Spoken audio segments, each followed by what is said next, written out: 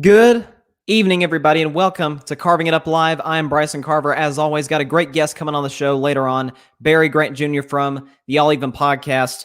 It's a Thursday before the Super Bowl. Of course, we'll have a ton to talk about tomorrow. I'll make my Super Bowl 55 prediction. But today, I'll discuss Brett Favre in a few seconds. I'll discuss the heckler at the Lakers-Hawks game the other night and, just discussing, fans in the stands, trying to make their get their 15 seconds of fame. I'll also discuss, the Lakers and the Nets with Barry, as well as the NBA ratings and why I was obviously right about those, as well as the Weeknd, who's obviously doing the Super Bowl halftime show, and discuss what to expect from him.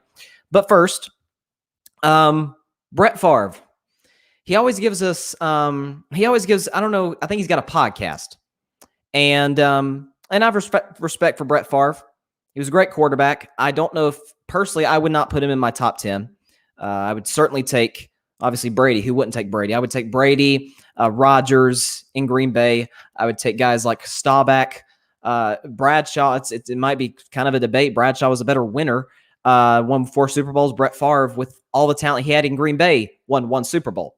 But Brett Favre was criticizing Deshaun Watson. And listen, I understand the people that don't love how Deshaun Watson is handling his situation. I don't mind it at all. Matter of fact, I figure, look, you're in maybe the worst situation in the NFL. I don't want to be hyperbolic here, but the situation in Houston is about as bad as any in the NFL.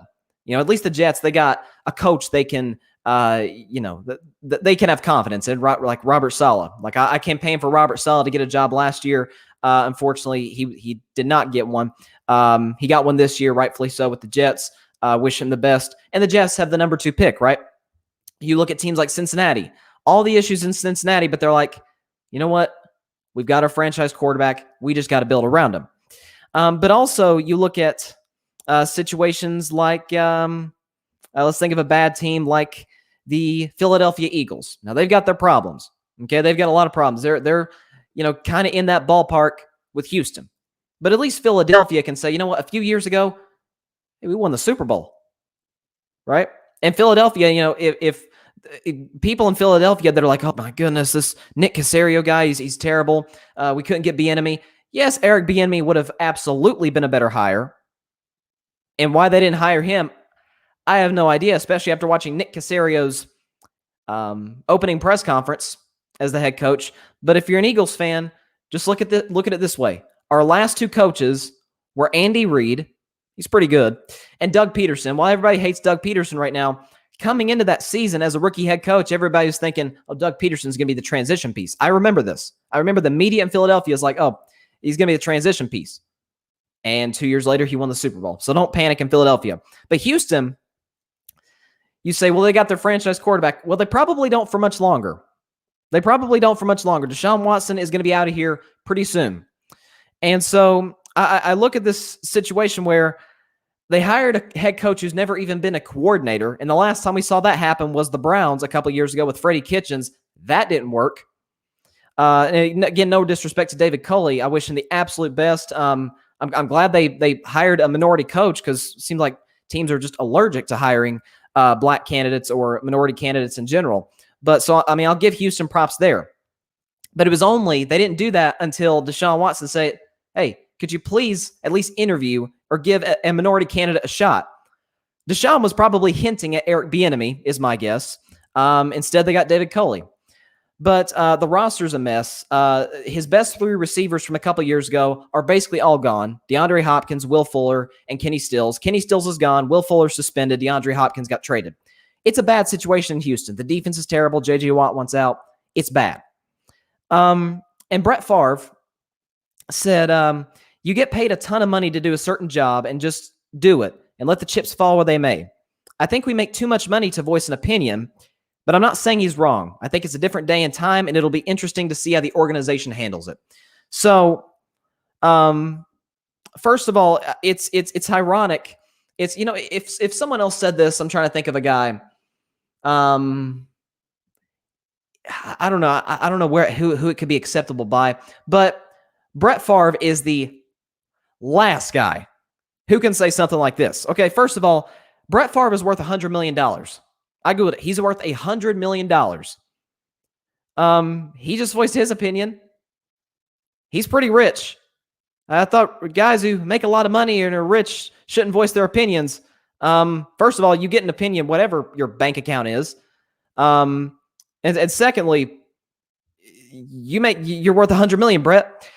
Something else too is Brett Favre is the same quarterback that when the Packers drafted Deshaun Watson, just threw a temper tantrum pretty much. I mean, for the next few years, he's saying, "Oh, I'm going to retire." No, I'm not really going to retire. And in that span, by the way, that 2007 season, the Packers had home field advantage at Lambeau Field in the NFC Championship game with an opportunity to go to the Super Bowl. And Brett Favre threw a pick that basically ended the game in overtime.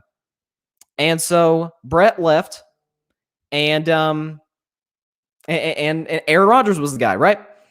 And so Brett decides to come back, or wants to come back, and they're like, "Oh, no, Rodgers is our guy. We're with Aaron Rodgers now." And so he says, "Okay, I'm going to go to Minnesota." And to his credit, he had an unbelievable season until he threw a season-ending interception, basically, because it was in regulation. Vikings were in field goal range, a shot to win it with a 50-plus yard field goal, and Brett rolled out to his right and threw a pick. I think it was to Tracy Porter. Saints got the ball to start overtime. The rules back in the day, the first points, different overtime rules back then, the first point scored by anybody won the game. And so the Saints went down the field, kicked the winning field goal. Minnesota's season was over. And Brett Favre came back the next year, had injuries, and so he then decided for like the 6th or 7,000th time to retire. But this is very similar. Not exactly to a T. It's like a step below this. It's very similar to this narrative of, like in the NBA we saw a few years ago, shut up and dribble, right? Like, because you make a lot of money, because you are a great player, in this case with Deshaun Watson, he's a great quarterback. I think personally he's the 4th best in the league behind Patrick Mahomes, behind Russell Wilson, and behind Aaron Rodgers. I think Deshaun's 4th behind those guys. But the point in all this is that just because you're a great athlete, well, your opinion doesn't matter, basically. That's kind of what it is. And so it just, I don't get this narrative like, if you're great at something, you can't have an opinion on something else, or your handling of it is terrible. I actually think Deshaun Watson's done a pretty good job. Here's what Deshaun's doing. And I've heard very few people in the media say this, and I give them credit for saying it, and I've actually talked about it on this show a few months back, I think during the offseason, is Deshaun Watson is in the exact same situation as Andrew Luck was. Because Andrew Luck went to an organization, ironically in the same division, the AFC South, that was bad. They needed a quarterback. Obviously, Peyton Manning moved on to Denver, and they drafted Andrew Luck, the Colts did, with the 1st overall pick. And he comes in, his offensive line's terrible, his defense is so-so, his weapons are pretty good. He comes in with Reggie Wayne and T.Y. Hilton, and I'm trying to remember the tight end's name. He's Kobe Fleener, I think was his name. Good tight end. And so you just look across the board. And he had the weapons, but he didn't have the defense. He didn't have the coach. And he dang sure didn't have the offensive line. I mean, Google some of the hits. Just go on YouTube and see some of the hits that Andrew Luck took. I remember a game a few years ago, the Colts played the Broncos. And I don't know if he suffered it in this game. I know he finished the game. But Andrew Luck played with a lacerated kidney. A lacerated kidney. Okay? So he was taking hits all over the place. And so they finally, he's out a lot of a big portion of the 2016 season. He's out for the entire 2017 season. And then once 2018 rolls around, he's got the offensive line, right? They build the offensive line around him, and he has a great season. Colts get to the playoffs, and they wind up losing to the better team, the Kansas City Chiefs. And so we're thinking, okay, Andrew Luck, he's got his O-line now, he's got his defense, he's got his weapons, he's got his coach. But then he retired because at that point, his body was just beat up. He's like, I can't do this anymore. I cannot do this anymore. Deshaun Watson saw that situation and was like, I can't waste my career in Houston. Okay, this team is as great as I am. Think about this. Deshaun Watson in 2020 accounted for 88% of the Texans' offense. That has never been done before by a quarterback in NFL history. The Texans went 4-12. So he accounted for 88% of their offense. He led the league in passing yards, right? He was top 5 in passer rating. And still, the Texans were terrible. They were 4-12 because same issues with Andrew Luck. Bad defense, bad offensive line, average coach. One could argue Bill O'Brien was a bad coach. And we saw what happened with Andrew Luck. And so here's Deshaun Watson saying, I don't want to waste my career here. I mean, why would it? Look at what I've done. Not, by the way, not just on the field, but off the field. He's been amazing in the community as well. But why would he consider staying? Especially they're not going to be in Super Bowl contention. You got the Kansas City Chiefs. I've said on this show a few times, and you know, I'm willing to stand by it. If Deshaun Watson gets traded to the San Francisco 49ers, good night, NFC. It's over. Okay, San Francisco's going to the Super Bowl. You know how much I love Tom Brady, but Tampa Bay can't beat that team if they get Deshaun Watson. And so, no, Deshaun's handling this absolutely the way he should. He's not like disrespecting the organization or, calling them out. He said some stuff on Twitter, but he hasn't like called the organization out straight up. I absolutely side with him. And Brett Favre's comments are as hypocrisy filled as it comes. So let's talk about something else before I have Barry Grant Jr. on the show from the All Even podcast. I'm going to discuss the NBA ratings and the NFL ratings for that matter. So last year, before the pandemic, or actually, yeah, it was during the pandemic. It was like right when the NBA bubble started, right around September, October. I think I talked about it in October. And some people are saying, hey, NBA Finals ratings are plummeted. They plummeted in the NBA Finals. The NFL ratings are down. It's because they embrace social justice. This is what happened in 2016 with Colin Kaepernick. They're like, oh, Colin Kaepernick, he's the reason the NFL ratings are down. I said, no, that's not why. I talked about it on the show in October. The ratings in the NFL and the NBA election season. This happens every 4 years. Look at the numbers. It happened in 2012 when none of the leagues were really endorsing this whole social justice initiative, this whole social justice movement. And I looked at the numbers. I'm looking at them right now.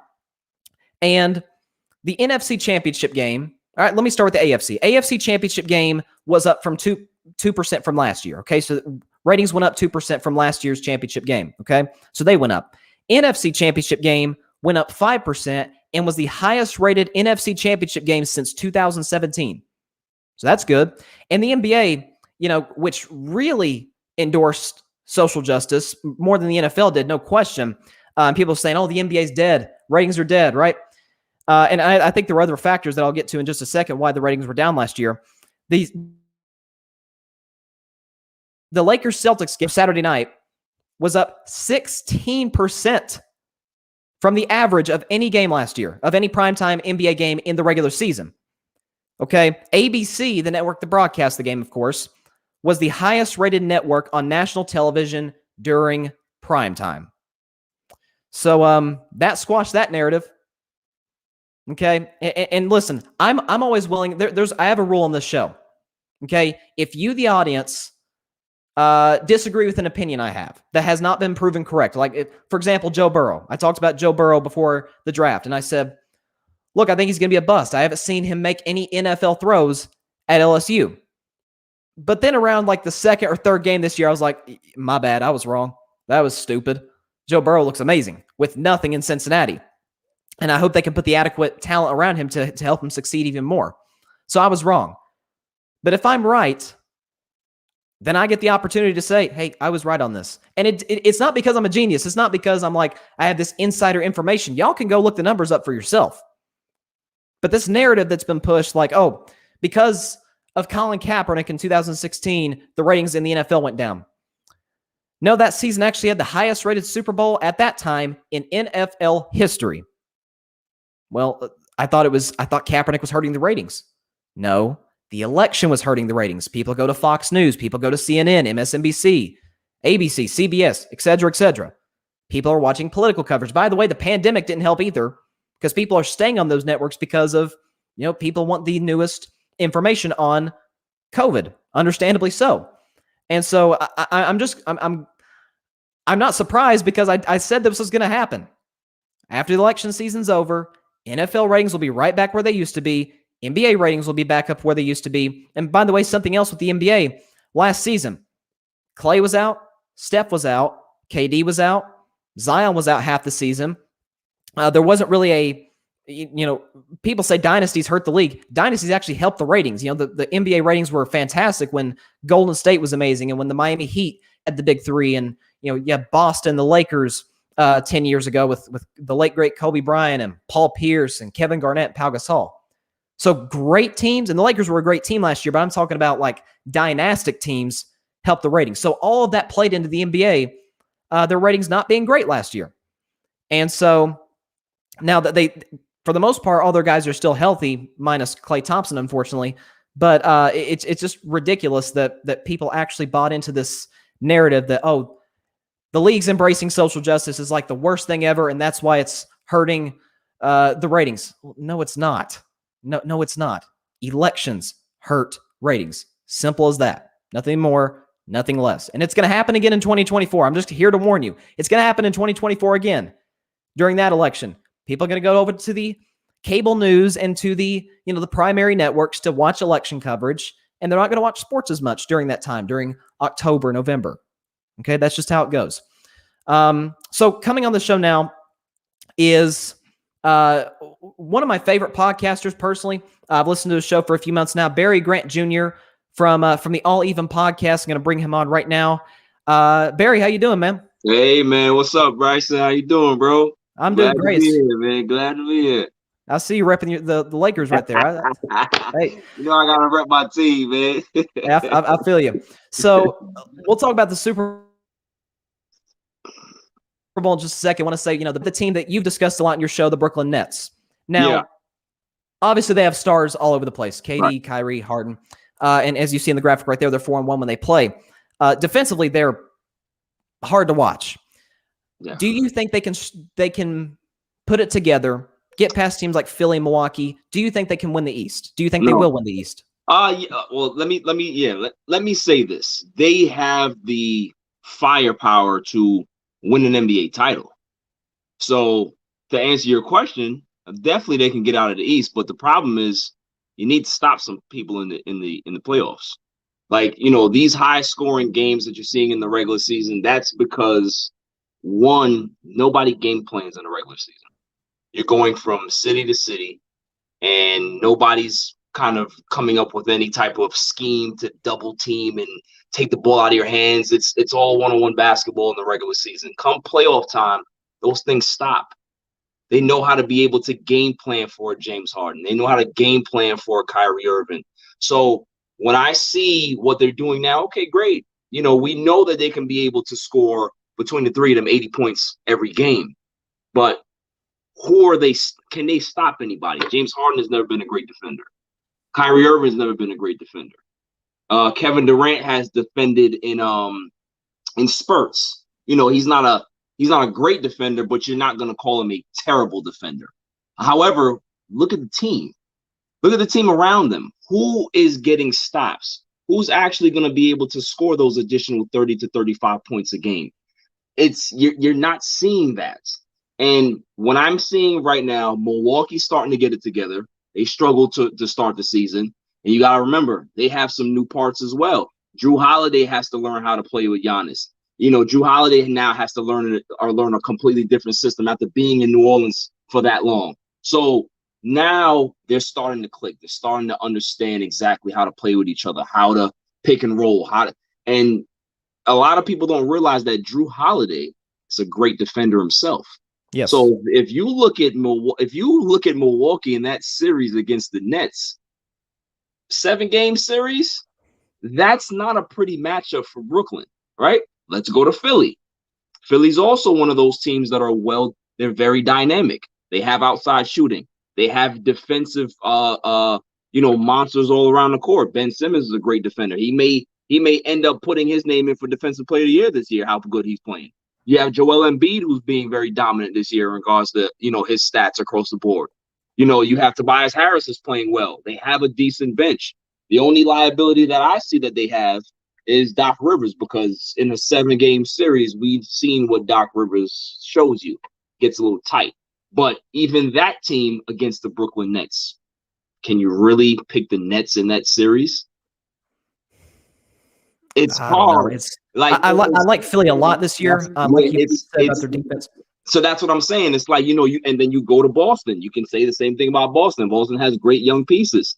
Can you see Brooklyn being able to possibly beat a Boston team in a 7-game series later down in the playoffs? Maybe they buck up in the second round of the Eastern Conference Finals. Who knows? But there's roadblocks here. They can overcome them, but there's huge roadblocks. And my issue is that the buyout market is not going to be favorable to the Nets. There's a lot of other teams that are vying for other guys. You're hearing talks or rumblings about Andre Drummond possibly getting a buyout. You think Andre Drummond won't think about going to the Lakers over Brooklyn? Yeah, I was thinking about Andre Drummond a little bit. And something else I'd like to ask you about this, because I've said this on the show, is I love Kyrie Irving as a player. Obviously, he's, in my opinion, probably one of the 5 clutchest players in the game. Big shot. He's money. He hit one of the biggest shots in NBA history.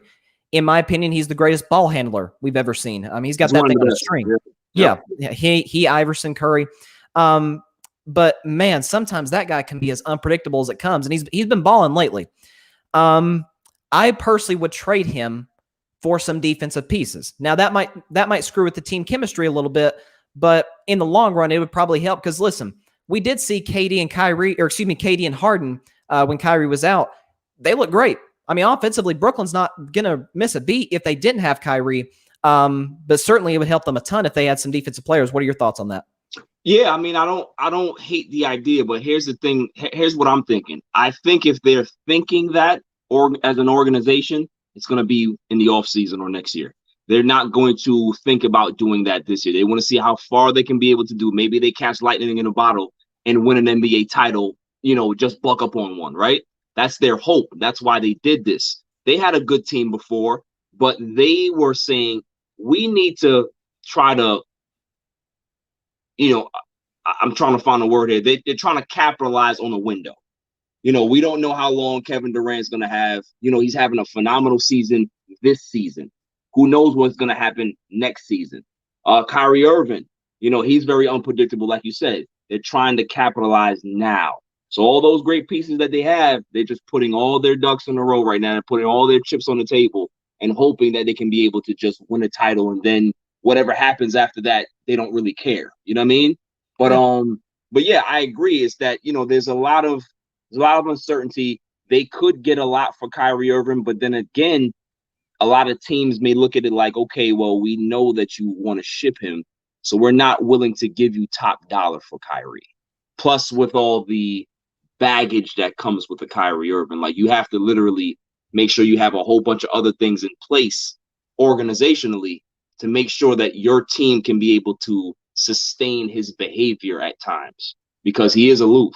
He does get moody. Yes. He does check out. He does, he's all over the place. So you have to have the structure in place to deal with the Kyrie Irving. So it's not just as easy as saying, we can be able to trade him for pieces. It sounds good in theory, but there's so much more that goes with it. You know what I mean? Absolutely. I agree with you. Yeah. Listen, Kevin Durant's the only guy I'm not worried about. I mean, I guess my only concern with him is his Achilles, because I know he missed one game last Friday against Oklahoma City. And they said like Achilles, and I'm like, that's a little concerning. As long as he's healthy, he's gonna be fine. It's the rest of the team. And again, I hated the Harden trade at the start. But, looking at how he's playing now, that's, doesn't look so smart. I would have traded, I said at the time, if you're going to trade for James Harden, Kyrie for Harden straight up, because their salaries, I know Harden makes a little more than Kyrie. Yeah. They kind of match up for the most part. I don't know. Brooklyn, I picked them to win the East this year, but man, Philly, I love Philly. They look legit. And my only concern, like you mentioned, is Doc Rivers. I think he's the only coach to blow 3-1 leads in his career. So Brooklyn's obviously a team to watch. Now let's go to your Lakers, who are, of course, the defending NBA champions. They're third in the West right now. LeBron's playing out of his mind. What are your thoughts on them? Do you see anybody in the West at this moment possibly at least giving them a run for their money on the road to the finals? No, at all. The reason why I say that is not the fact that I'm LA biased. Like I'm a basketball realist at the end of the day, but what I see from the Lakers is that they're not clicking yet. What you're seeing from them is pure talent based. They're just better than people on a night in, night out basis. You know, they have Montrezl Harrell that can be able to give you 25 off the bench. You have Dennis Schroeder that can be able to give you 30 at any moment. You now have Taylor Thornton Tucker that can be able to give you 20 without you blink and he's putting up a triple double. You have Kyle Kuzma, who people are very critical of, but the kid can score. Yes. He's very streaky, and they have so many different weapons. Wesley Matthews hasn't been hitting his shots. Caruso is very inconsistent with his jump shot, but defensively and effort he gives you. So once they and think about this too, Anthony Davis is not playing well. No, he's not. Like the last few games he's kind of picked it up a little bit, but overall he's not playing like himself, because I think that the layoff or the short turnaround, I should say, really affected him more than anybody else on the team. LeBron James can win a championship today and be ready for the season a week from now. Yes, certain guys 100%. need time to recover. Anthony Davis is one of those guys. So you're not going to see him get warm until probably middle of this month, late to this month, and then he'll take off. That's the hope. But once he starts clicking and once he starts hitting his free throws and everybody starts to understand their roles a little better, because they have multiple games under their belts now as Lakers, it's scary. And I haven't even talked about the option of buyout markets yet. Somebody, a big man is going to come here. They know that they need rim protection. That's the only weakness that this team has. If they go get themselves a rim protector, Bryson, what do you do? Say if Andre Drummond does decide to go to LA, the Lakers. And you got Marcus Hall coming off the bench. What are you doing with a lineup like that? What are you doing with a lineup of Schroeder, LeBron, AD, Drummond? Are you kidding me? Yeah, that's tough. May not be necessary outside of obviously LeBron, Anthony Davis, may not be quote unquote flashy players. What it's like to win, I wouldn't say Drummond does, but he's been on some playoff teams. And to your point also, and I talked about this on Monday with the Lakers, I think you're seeing this kind of pattern, at least I saw it the first month of the season, is LeBron's been amazing. Obviously, AD's gotten off to a slow start. But look at the team that played in the finals, the Miami Heat. They've gotten off to a horrible start. Right. You look at the two teams before that. Denver kind of struggled at the gates. The Clippers struggled at times. Right. And so I think it's a credit to LeBron. Like you said, that he could play in the finals in July, be ready for the season by late August. Yeah. And so, man, I'm telling you, like you said, they're not clicking yet. And they remind me a little bit of what we had with the Warriors, where they get off to slow starts during the season and then March, rack off like 15 in a row. Yes. Going into the playoffs, and they got all the momentum, and they went like 16-1 in 2017. Right. So yeah, the Lakers are stacked. Now, let's go to some football now before we get into the Super Bowl. Deshaun Watson. Yes, I absolutely support him wanting to leave Houston. It's an absolute train wreck over there. What are your thoughts on the entire situation, and where do you think the perfect landing spot would be for Deshaun? Well, let's talk about the situation. Like, I understand a player's desire for wanting to leave, but I also see the other side of it, right? Excuse me. I also see that teams have their periods where they're not great. Like the Patriots weren't always the great Patriots. Like they struggled for a while before the Bill Belichick era got there, right? They were decent on the Pete Carroll, but they weren't great. They got to a Super Bowl, yes, but they had their ups and downs. You can go through all the organizations, all the teams. They've had ups and downs where the organization needs time to kind of right their wrongs and figure things out. The Houston Texans are trying to do that right now. They understood that they made a ton of mistakes. Giving Bill O'Brien full autonomy was a huge mistake, and they're correcting it now. You look at their coaching staff. That coaching staff is really good. I like David Culley. I like Lovie Smith. I love what they're doing over there. So as a player, I would, not even as a player, as a quarterback, as a lead dog, as the guy, the face of the organization, the face of the team, I would try to give it at least a shot with this new coaching staff to see what happens. Things don't turn around in your favor. You're still young enough to be able to request out. I compare the situation, and see, I want to know if you agree with me on this. With Matthew Stafford. Matthew Stafford was in one of the worst organizations in sports with the Detroit Lions, and he stayed there for 11 to 12 years. I'm sure he could have axed out earlier than that. They fired Jim Caldwell for no reason, and he was a successful coach. Yes, he was. Right? Yeah. That was a terrible mistake to fire him. Think about that. A quarterback that's had success under this coach, and they just say, "Okay, you're gone." They replace him with Matt Patricia, and that was a dumpster fire. So if there was anybody that needed to request out early in his career, it was him. But he said, you know what? I'm going to give this a shot. I am the face of this team. I have to keep things together, and I got to see if I can be able to turn it around. Obviously, they couldn't do that, and they mutually parted ways. Houston is not ready to mutually part ways with their quarterback because they're saying to him, hey, buddy, we know that we messed up. Let's try to repair this. Let's try to fix this. Let's try to do the right thing by everybody now, by you, by us, by all the players, and let's see if this new era, this new regime can be able to figure it out. For me, I think Deshaun Watson should give them a shot to do so. But the ball's in his court. I just saw a report that Houston is not taking any calls for him at all. They're not picking up the phone. So, wow.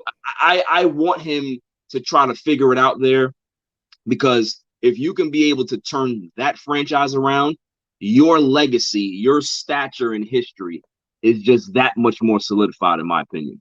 But in regards to a perfect landing spot, I mean, the best landing spot for him is the Jets. The reason why is because they have a ton of cap space. They have all the assets that Houston would want, and they can still be able to add to that team, even taking on his $39 million salary. They can still be able to get themselves a big-time receiver in free agency. They can still be able to get themselves an edge rusher in the draft, because they have so many draft picks. They have a ton of draft picks that they can be able to plug holes. So that's the perfect landing spot for him. But honestly, I don't want to see him move. I really don't. I don't like to see young, established, superstar quarterbacks moving teams. I'm old school. I don't look at it that way. I remember John Elway getting drafted by the Broncos. Broncos were terrible. He led three Broncos teams that should never been to the Super Bowl. No, they should never been there, even like before he won the two. So that's a perfect example of a guy sticking with his team, proving that he can be able to turn around a franchise and doing so. So that's just my opinion. I don't really think that he should go. But if there's something nefarious or something like there's a Don Sterling issue behind the scenes that we don't know about, then if you need to go, you need to go. Well, yeah, I mean, there has been questions since their late owner said what he said a few years ago at the owners meeting. Right. I think you make good points. I think my issue with the whole situation, at least with the Texans, is Houston, since Deshaun got there, has always kind of had the same problems. Average coaching staff, bad defense, terrible offensive line. I know they did trade for the left tackle Tunsil, who's okay. But Deshaun was just taking some terrible hits. Reminded me, like I said at the beginning of the show, a lot like Andrew Luck. Yeah. And it ended up kind of costing Andrew Luck his career. He ended up retiring a couple of years ago. I wouldn't have an issue, I don't think, if he did give this new coaching staff a shot. But there's a lot of issues in Houston. Like you said, there may be stuff we still don't know about. Right. And something else is that the ownership promised him that they were going to give him a say in who they hired as the head coach. And once they start searching, they didn't tell him. Yeah. So, I mean, they didn't really honor their part of the deal as well. Right. So now let's go to the Super Bowl. Patrick Mahomes is you can't say enough about the kid. He's unbelievable. So I know there's been this discussion, and I think Tony Romo may have talked about it somewhat along these lines recently. He's actually calling the game. But Brady's got 6 rings. Mahomes got 1.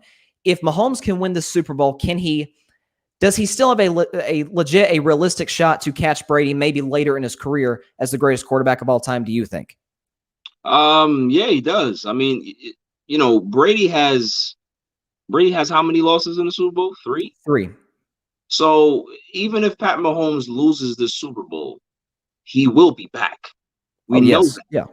We know that this franchise, this organization, this core that they have is locked in for a couple years together. So they have an opportunity to continue to keep playing for AFC titles and going to Super Bowls and stuff like that. So he definitely has a shot. And the thing with me is that I look at the GOAT conversation a little differently. Like, okay, Brady, yes, he has 6 rings. He's been to a ton of these Super Bowls. He's played in more conference title games than most teams combined. We understand that. But to me, that there's more to there's more to it. Like, it's not like, for me, I look at guys like Montana. I look at guys like Bradshaw. I look at guys like Peyton Manning. Like, Bradshaw has 4 rings. Montana has 4 rings. Montana's never lost in the Super Bowl. So it's like, is the rings what gives Brady the GOAT conversation over all of those guys? Is it because if I'm looking at the comparison, Brady and Montana are very, very similar in regards to their skill set. They weren't impressive athletes. They didn't have the biggest arm, but they were the best workers, and they just had great teams around them, great structure, great coaching. Montana had a great receiver. Brady didn't really have that as a career, but he had a great system in place that was great, that was beneficial for his skill set.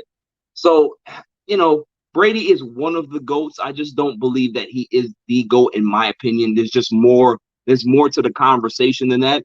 But, Patrick Mahomes has a chance to supplant that. Like, even if at the end of Patrick Mahomes' career, he ends his career with, say, 3 Super Bowls. He got to five Super Bowls. He won 3, he lost 2. You can still put him in the GOAT conversation. He has 3 Super Bowls. There's not a lot of quarterbacks that have 3 Super Bowls. True. Like, once you win 2, you pretty much supplanted yourself, or you kind of etch your name into the Hall of Fame already. Because there's, once you have that 2, that's it. But there's just more to the GOAT conversation for me. But yeah, he definitely has a chance to be the best. So we'll see what his career kind of says at the end or towards the middle. Brady had a ton of success at the tail end of his career. Like, he won Super Bowls early. There was a little drought for him, and then he just started piling those up at the end. So, who knows what's going to happen with Patrick Mahomes? Maybe he ends up winning 10 Super Bowls. We don't know.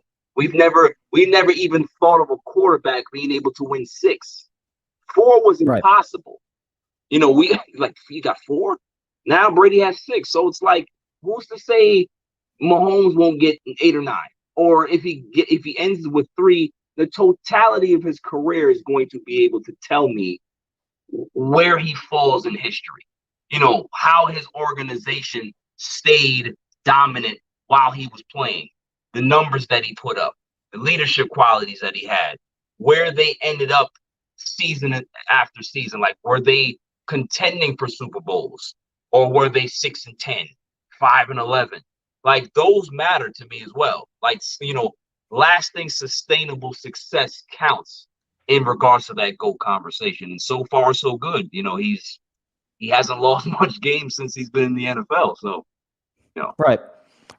I don't think, when it comes to the GOAT conversation, I don't think rings is the only determining factor. Because, there's the kind of the cliche of the NBA GOAT discussion is, well, if it's all about rings, Bill Russell's the GOAT. Well, exactly. He's great, but he's not Jordan. Right. He's not LeBron, Kareem. I think with Brady, what makes him the GOAT is obviously 6 rings more than any player ever.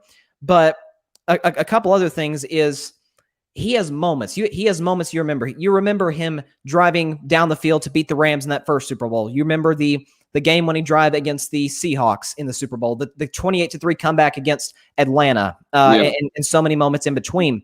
And he goes to a franchise that outside of 1 year has never really won anything, has not. Right. I think they had the worst winning percentage of any franchise in American sports ever, obviously going into this year. And he leaves New England. People says he's crazy. He's leaving Belichick, and people believe Belichick is the GOAT coach. And New England goes 7-9, and Tom Brady's yet back in another Super Bowl. And like you said, the sustained success is key. But yeah, I absolutely agree with you. If Mahomes, even if he loses the Super Bowl, it's 7-1, him and Brady. He's still, what is he, 25? Yeah, 26. Yeah, 26. Yeah, 25, 26. And how the rules nowadays are protecting the quarterback and protecting, protecting receivers is, I think that benefits him in the long run. Oh yeah, and because Brady didn't have that. Gosh, right. I've got a cough right now. That didn't benefit Brady early in his career. So, so I don't think it's over if Mahomes were to lose the Super Bowl. So let's talk a little about Tom Brady, about longevity. He said the other day that he thinks he can play till the age of 45 or past the age of 45. Do you think that's possible?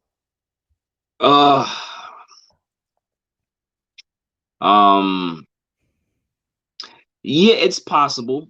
It's possible. The reason why I say that is, the rules. You can't touch quarterbacks. He can be able to stay upright. Of course, he can play. But the issue is his game going to deteriorate past age 45? Because the thing is, he had a great year. However, you look in between some of those numbers and some of those games, Brady has difficulty making some throws now that he wasn't having a couple of years ago. So there's some regression in his abilities. It's not enough for them to fall off the cliff and not be effective. He's still an effective quarterback, but he's not the same guy he was 3 years ago. That's true. So who's to say in another 2 years that he's not going to fall off again, and maybe it might be a precipitous drop at 45? I wouldn't want to see Tom Brady look like Peyton Manning the way he did in his last year. Right. I don't want to see that. Like, Peyton Manning was shot, and he tried to get through an entire season, and that defense is what won that Super Bowl. It wasn't 100%. Peyton Manning. So, can they continue to ride the Tom Brady wave? I'm sure. Because the thing with Brady is that he's never going to kill them for salary purposes. So he'll be able to make possibly $20 million, $15 million if he goes back down to there, and then be able to funnel the rest of that money back into the team, because that's what he did. Like, everybody talks about how the New England Patriots struggled this year at 7-9. Okay, if you want to call that a struggle after being successful, I don't really call it a struggle because they had a different quarterback. I think they make the playoffs. But Brady picked Tampa Bay for a reason. Yes, he did. He called them because he knew exactly what they were able to. He knew what they had. He knew how much money they had, and he knew what type of leverage he had going in there. I'm Tom Brady. I can be able to get whatever I want. So if that continues, if he can be able to continue to push the envelope in regards to putting pressure on the front office to get certain players, I'm sure he can be able to play, another 2 or 3 years. Sure. But, it's all about what team that they can be able to put around him and how long. Can they keep Antonio Brown? Are they going to be able to re-sign Chris Godwin? Are they going to be able to keep that defense together? So there's a lot of question marks, because is the team going to be the same next year? Who knows? But maybe more people are willing to, play for the cheap and play with Tom Brady. I don't know. But in regards to skill set, Father Time catches up to us at certain points. And, you can't keep, defying the odds like this. At some point, that arm strength is going to really, really dissipate. And it's not going to be the Brady that we want to see. So I don't want it to get there. My dream scenario for Tom Brady is if he wins the Super Bowl this year, I would want him to go away. I would want him to retire, because at that point, I don't want to see any regression. Leave on top. Okay. You prove that you can be able to leave New England and win a Super Bowl on your terms. What better way to actually end your career, in my opinion? So, can he play until past 45? Of course, but Do we really want to see that? Yeah, that's a good point. I know he almost completely ruled out playing till he was 50, Yeah. which would be almost excuse me. I Right. got a terrible cough right now, ladies and gentlemen. Just playing till 50 would be almost unwatchable. And like you said, Peyton in 2015, Breeze this past year looked bad. Shot. Shot, right. And so, but I think something that's interesting is the NFC South has all of a sudden almost turned into the AFC East when Brady was there. Right. Where you've got the Panthers. I like their coach. I like what they're doing, but they're certainly not loaded. They've still got a ways to go before they're anything similar to a contender. Right. The Saints have a quarterback dilemma. And you look at Atlanta and they're, they find ways to lose. Right. And so that was kind of indicative of the Jets, the Bills, and the Dolphins for 20 years when Brady was doing what he did in that division. And so I think that the fact that he takes incredible care of his body, and the fact that he's still winning, and he's still, it's not like the situation like you brought up with Peyton Manning. It's not like Tampa Bay has a great defense, but it's not like the defense is the only reason that they are in the Super Bowl, and they're just carrying the whole thing, the offense, kind of like the 0-1 Ravens, for example. But yeah, it's the fact that he's here at 43 is just mind-boggling. Yeah. So who do you have? Just final question: who do you got on Sunday? I have the Chiefs winning the Super Bowl. I had said on my show that I'm really having a hard time watching this game. I have Brady fatigue personally. But I got the Chiefs winning. It's going to be a good game. I think 35-28 is my final score. The reason why I just think that Patrick Mahomes, I've never seen Patrick Mahomes struggle against the defense, really. Like, there's times where, he will get sacked. There's some pressure. But Patrick Mahomes, the kid is just special. And the thing is, the reason for me to say that is that in man coverage, Tampa likes to go man coverage. Yes. Are you feeling comfortable being in man coverage with Tyreek Hill? Tyreek Hill, Hardman. Right. Hardman, Watkins. And exactly. And then if you go zone, Travis Kelce is going to kill you. Yes. So pick your poison. Like the Bucks have a very, very small error. The margin of error is so very small, but Tom Brady has always found that margin of error, and it's been to his success. So maybe we'll see some freakish stuff happen in the Super Bowl that we've never seen the Chiefs do, and the football gods are just raining down on Tom Brady again for him to get ring number 7. We'll see, but I just think that this Chiefs team is just they're one of the most dynamic, scary football teams that I've ever seen, and also the defense is starting to come around now. Right. They weren't consistent all year. They were winning despite that defense. Remember last season, the defense was more like a bend don't break defense. Then towards the later part of the year, they started really getting turnovers. And then once they got to the playoffs, they were just shutting everybody out. So can we see that in the Super Bowl? Are we going to see that defense start to get some takeaways? Because Brady he may end up throwing a pick or two in the Super Bowl. Is it going to be a situation where Kansas City can't capitalize? I can't see that. If they get turnovers on Brady, they will score points. And that's going to be the difference in the game. Totally agree with you on them, taking advantage of the opportunities that Brady could give them, because while the Bucs offense has changed, I've noticed over the last month into something kind of similar to what Josh McDaniels liked to do in New England. There's still no risk it, no biscuit offense with Bruce Arians. They're going to take their shots. Right. And yeah, you make a great point. Is what's crazy about Kansas City is obviously you have the quarterback. It's either Mahomes or Josh Allen that has the best arm in the league. You could argue between the two, but you've got the quarterback with the best arm. You've got the best tight end, the fastest receiver. And by the way, something else, Kansas City can run the ball too. Like, they're a really good running team. So you have to capitalize. You have to capitalize on their mistakes. It's similar to what we saw with the Patriots for 2 decades, is if you make one mistake, you're cooked. You're going to get cooked. Yes. And so this is, I know we've had great offenses, the greatest show on turf. You had the 2007 Patriots. I know the Rams a few years ago were good, but I don't think the NFL's ever seen an offense like this. I agree. They can do whatever they want to you. I agree. They can do whatever they want. And so, I see why. I mean, I understand why they would have Kansas City as the favorite. But man, I'm telling you, I'm not betting against Tom Brady. Yeah, I've done that I too hear many you. times. I've done that too many times, and Yo, comes we've all been stung because I remember that Super Bowl against Atlanta. By halftime, everybody was like, "Yeah, this game's over," and I never seen anything like that. So it's not wise to bet against Tom Brady, but Patrick Mahomes is special, man. he's He's just special. he's unbelievable. He might be the Yeah, most talented quarterback that we've ever seen. yeah, So Barry Grant Jr., thank you for coming on the show on yes, Carpet sir. Up to discuss NBA, NFL. Best of luck to you, man. You got a great show. Keep doing what you're doing. I appreciate you, man, and I'm always listening to your show, Bryson. So listen, keep doing what you're doing, bro. I appreciate it. All right, man. All right, that was Barry Grant Jr. from the All Even podcast. But yeah, he makes a good point about Kansas City. Is they've got some, and all their receivers, like you see a lot of offenses where you have some speedsters, and that's usually like your slot guy. And then you have like a big physical, for example, the Cowboys with Dez Bryant, the Falcons with Julio Jones.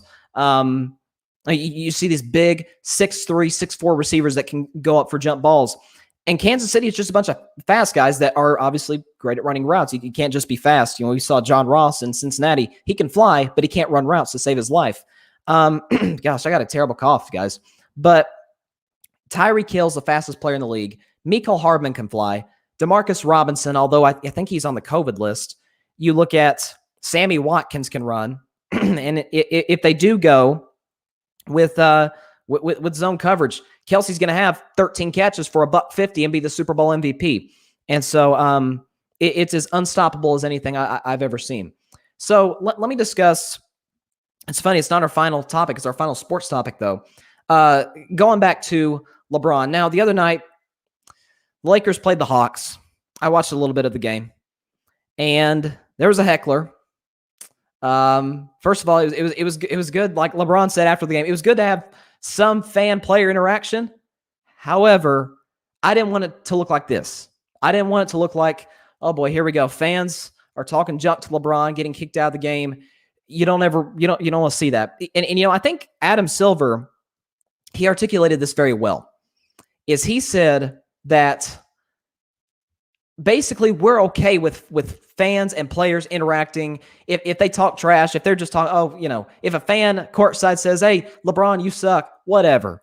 But if it starts getting personal, if there's some cursing, calling guys names that, you shouldn't, that's where it becomes a problem. And that's what you saw the other night at the Hawks game. I know LeBron referred to her as courtside Karen, which the whole Karen, I think with guys, they either use Bob or Kevin. It makes me cringe. So I feel bad for the Karens and the Kevins and the Bobs and everybody out there that's has just been ridiculed this past year because of, people out there that are just making life harder for everybody else. But just this, we've seen this a lot in the NBA more than any other sport. We've seen it a lot in Utah with Westbrook and other players where a fan says something that is either a shot at their character, a shot at them as a human being, or just flat out racist. We've seen a lot of these situations. We saw it as far as an owner. A couple of years ago in the finals, Golden State is playing Toronto, and a minority owner of the team, Kyle Lowry, he's going after a loose ball. The ball goes in the stands. Kyle, dove into the seats. Whatever that happens, nobody got hurt. Great. But then this guy, this part owner of the Golden State Warriors, shoves Kyle Lowry and says something that Kyle Lowry said he would not repeat. So that couldn't have been good. Lord knows what he said, and I think he got suspended. I thought the punishment was way too, minor. He got suspended from the arena, which was Oracle Arena, which shut down after that finals, and I think he was forced to sell his stake in the Warriors organization. Point of all that is to say this: look, if a fan is going to go to a game, have a good time, talk trash, I don't like fans drinking alcohol during games because I think it makes things worse for every other fan that's sitting there trying to enjoy the game. But if you're going to, just don't get drunk. But when you have fans in there that are either, getting drunk and acting stupid or taking personal shots at players, yes, they should be removed from the basketball game. Again, I know LeBron after said I didn't want them to be removed because I guess it gave LeBron extra motivation, whatever. I understand that. But at the same time, they're a disruption of the game. I know the lady got her 15 seconds of fame on Instagram, said what LeBron said to her, which was obviously proven was not true. It was just a mess all the way around. So my thing is, fans, don't make the experience worse for other fans. Because listen, you know how many people, how many hardworking men and women that would love to go to a game, take their kids, take their significant other to a basketball game and sit courtside and cheer on their favorite players, cheer on LeBron and KD and Steph Curry and Giannis and all these great players and cheer on their favorite teams. And they just want to have a good time, right? They want to enjoy the atmosphere of the arena, enjoy the rhythm, the flow of the game of basketball. And then you have idiots that show up and are just a flat out disruption to the game. And so that's what bothered me about it is, again, it's good to have fans back, but I don't want it to look like this. And I don't think anybody does. The players don't. And so I know there are reporters.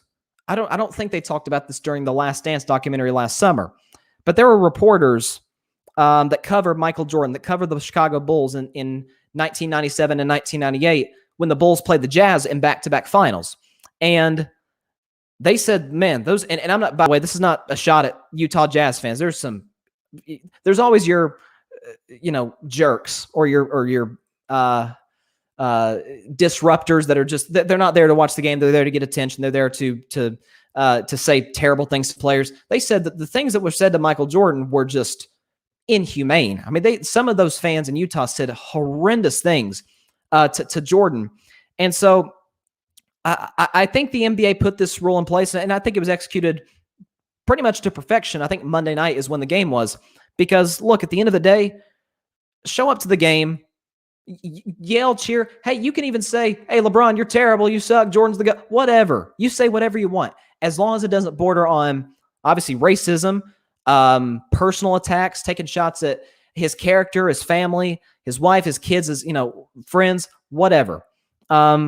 Just don't go in those. Don't go down those tunnels. Come on now.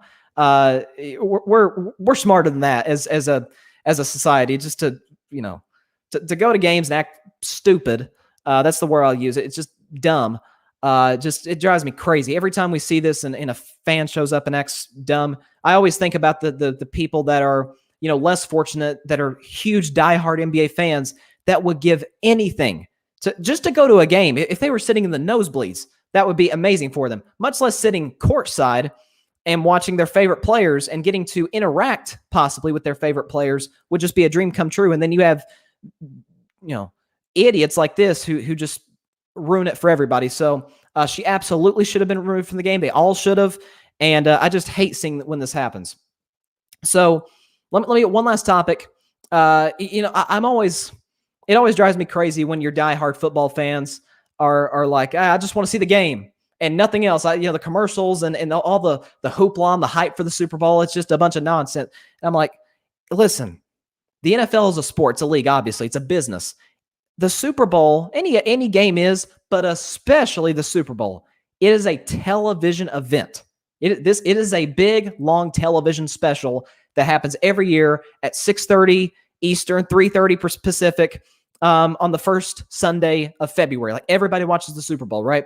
And so the commercials, I love good commercials. I thought a couple of years ago, it was the worst Super Bowl as far as the game. It was the worst Super Bowl I've ever watched. The Patriots and the Rams. It was 13-3. It was boring. It's just straight up. But they had a commercial, I think, during halftime, which was also terrible, by the way. Not a shot at like Maroon 5, but that was as bad of a halftime performance as I've ever seen. But they stunk it up. But the commercial, the NFL 100 commercial, and you can Google it, is great. I mean, there's stars everywhere, past and present. You had Mean Joe and Joe Montana, and Michael Irvin, and then you had current players like Patrick Mahomes and Russell Wilson and Aaron Donald and Marshawn Lynch was there. Like, it was great. But so I love the Super Bowl spectacle. The commercials, the pregame, with the teams running out the field. I thought Fox last year did a fantastic job of covering it with, Dwayne Johnson with the introduction to the 49ers and the Chiefs. And I look forward to seeing what CBS does. But I'm always interested in the halftime show. And the Weeknd, who, by the way, let me just go and say this, got straight up robbed at the Grammys. Okay, so After Hours, his album, broke all kinds of records, okay, as far as number of albums sold, hits, and did not get, The Weeknd did not get one nomination at this year's Grammy Awards. It's ridiculous. Again, I've never, like, I mean, I've listened to The Weeknd's music. It's good music, but this album was just amazing. And I'm not going to sit here and, act like I'm this great music critic. I love good music, whether it's, I love hip hop, rap, pop music, occasionally some country. Like I love music. It's just, I love listening to music. But what should we expect from The Weeknd? Well, I read a report the other day, and I think it tells you a lot about what we're going to get. Is The Weeknd spent $7 million of his own money, okay, out of his own pocket, to make the Super Bowl halftime show, quote unquote, what he wanted to do. So I think what we're going to see, because he was snubbed at the Grammys, because the man did not, after everything that he did with this album and different songs, I think what we're going to see is kind of the proverbial, without actually doing it on live television, obviously, but the proverbial middle finger to the Grammys. He's going to say, look, you screwed me over. Okay, I'm at the Super Bowl halftime show. I'm going to pitch in $7 million extra, and I'm going to make it happen. And so I think we're in for an incredible halftime show. I think we're in for an incredible game, incredible Super Bowl. I can't wait for it. Obviously, I'm going to predict the game tomorrow at the end of the show, as I've done all season on Friday night. I predict the scores of all the games. I haven't gotten a pick wrong since Super Wild Card weekend. Went 4-0 the divisional round. Went 2-0 in the conference championship games. I'm feeling good about myself. And I think we're in for a fantastic Super Bowl. Looking forward to the game. Looking forward to the weekend. I look forward to see what he does with his show. So I think it's just going to be a crazy experience. I don't think he'll top Prince. Prince, in my opinion, had the greatest Super Bowl halftime show that we've ever seen. Based on, obviously, Prince, God rest his soul, was one of the great performers we've ever seen. You add to it that night in Miami, it was just pouring rain. Obviously, it played into Purple Rain, right? The stage was slick, and yet he was still, keeping his balance, and everybody out there did a fantastic job. But I think The Weeknd is going to put on one of the great Super Bowl halftime shows that we've ever seen. That's my prediction. So that's all the time we have for today's show. Thank you guys so much for listening on Facebook Live, YouTube, and Twitter. Be sure to catch Carving It Up tomorrow, same time, 6 p.m. Eastern, 3 p.m. Pacific. Shout out to my man, Barry Grant Jr., for joining the show from the All Even podcast. So I hope everybody has a great evening. Enjoy yourselves. Stay safe. God bless you all. Peace out.